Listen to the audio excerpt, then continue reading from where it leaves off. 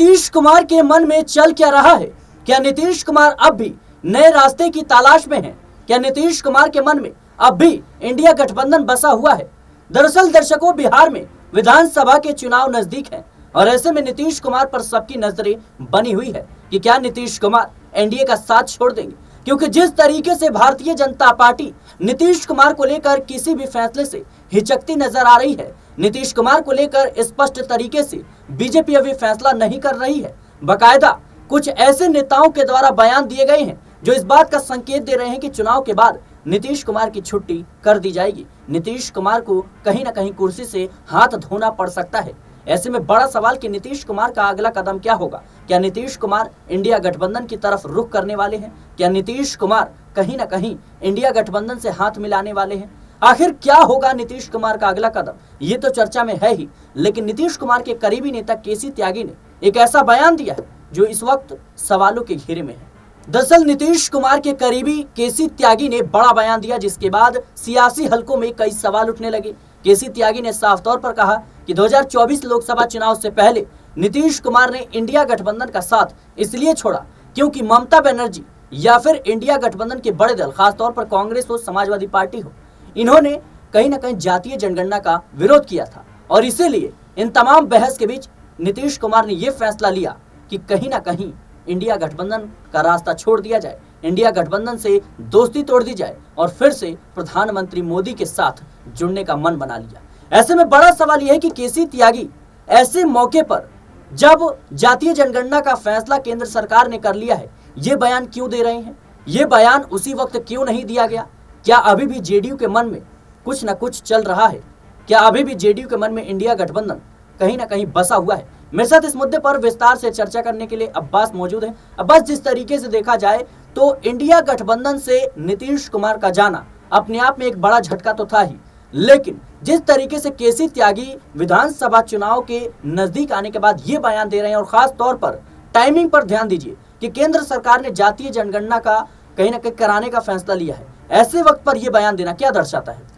देखिए, इस बयान के कोई खासा मायने नहीं है। इस बयान का मतलब सिर्फ इतना है कि कांग्रेस को या विपक्षी दलों को घेरना, क्योंकि ये आरोप लगते रहे हैं कि कांग्रेस ने अपने, जब उसकी सरकार केंद्र के अंदर थी तो उन्होंने जातीय जनगणना जो है वो क्यों नहीं करवाई, और पूरा का पूरा क्रेडिट जो है जेडीयू अपने आप अपने दम पर लेना चाहती है, क्योंकि जब जातिगत जनगणना नीतीश कुमार ने करवाई तो बिहार के अंदर की हम बात कर रहे हैं, तो खुद उस गठबंधन में कांग्रेस भी शामिल थी, आरजेडी भी शामिल थी, और जब बीजेपी इसका खुल्लम खुल्ला विरोध कर रही थी, तो बल्कि ये बयान तो उसी समय देना चाहिए था कि कौन कौन दल विरोध कर रहे हैं, कौन कौन साथ में है। आप राहुल गांधी के बयानों को उठाकर देखें, तेजस्वी यादव के बयानों को उठाकर देखें, ममता बनर्जी के बयानों को उठाकर देखें, किसी भी बयान में ऐसा नहीं मिलता जहां पर कभी भी उन्होंने जातिगत जनगणना का विरोध किया हो। ये तो बीजेपी का एक प्रोपेगेंडा है, और मुझे लगता है केसी त्यागी भी बीजेपी की लैंग्वेज बोल रहे हैं, क्योंकि अभी जब से जातिगत जनगणना केंद्रीय के तौर पर कराने की बात कही गई है केंद्र सरकार ने, उसके बाद में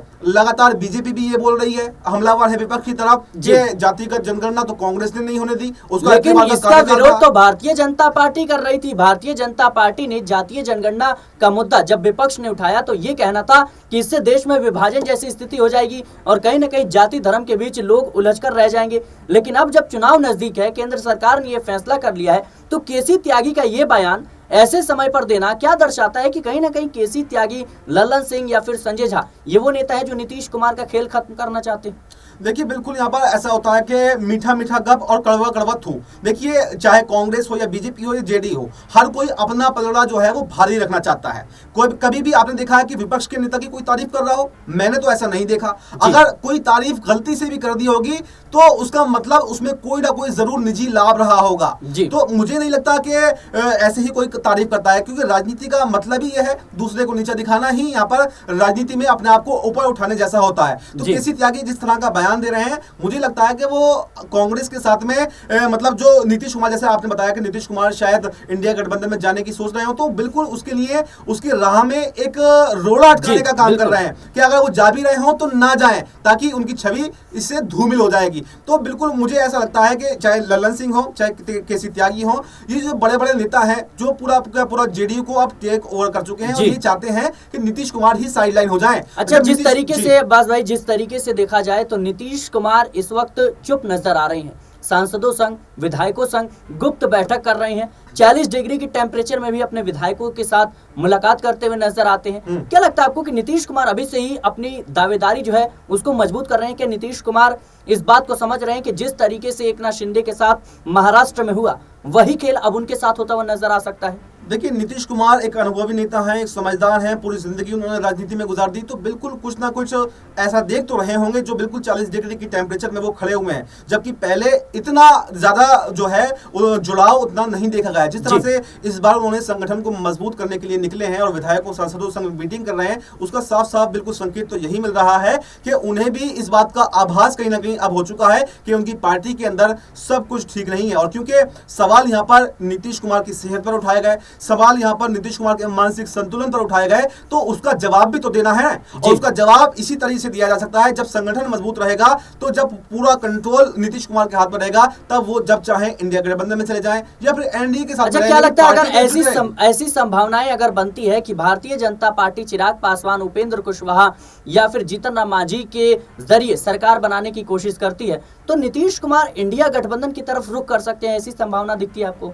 देखिए, बिल्कुल नीतीश कुमार ने जब पलटी मारी है, जब उनका सम्मान नहीं हुआ है, अगर अभी भी यहाँ पर एनडीए में रहते हुए 100 से ज्यादा सीटें उनको चुनाव लड़ने के लिए नहीं दी जाती हैं, तो वो एनडीए में नहीं रोकेंगे। या फिर जीतने के बाद में अगर उनको मुख्यमंत्री नहीं बनाया जाता है और किंग मेकर की भूमिका में वो रहते हैं, अगर 30-40 सीटें भी ले आते हैं, तब भी वो एनडीए में नहीं रोकेंगे। तो इस बात की कोई भी गारंटी नहीं है कि नीतीश कुमार कब कहां पर रहने वाले हैं। जब उनका लगता है कि अब यहां नहीं रहना, वो पलटी मार देते हैं। और मुझे आगे भी ऐसा लगता है कि अगर नीतीश कुमार जिस तरह से संगठन को मजबूत कर रहे हैं, वो ये भी जायजा लेना चाह रहे हैं कि आखिर कितनी सीटें वो जीत सकते हैं, कितने नेता उनके समर्थन में, कितने नेता समर्थन में है, क्या वो किंग मेकर की भूमिका में रह पाएंगे या नहीं रह पाएंगे। क्योंकि अगर वो 15-20 सीटों पर सिमट करके रह जाते हैं, तो फिर ना तो एनडीए उनको मुख्यमंत्री बनाएगा, ना इंडिया गठबंधन में जगह मिलेगी। तो ऐसे में अपने वजूद को कायम रखने के लिए ग्राउंड लेवल की स्थिति जो है उसका जायजा लेना जरूरी है। और कहीं पार्टी के अंदर कोई बगावत तो नहीं हो रही है, इसका जायजा लेना भी जरूरी है। तो नीतीश कुमार, वही मैंने आपको बताया कि एक अनुभवी नेता है, पूरी जिंदगी उन्होंने गुजारी है, कोई कच्ची गोटियां तो उन्होंने खेली नहीं है। तो उस आधार पर अगर हम कहें तो नीतीश कुमार एक परिपक्व नेता है। और मुझे नहीं लगता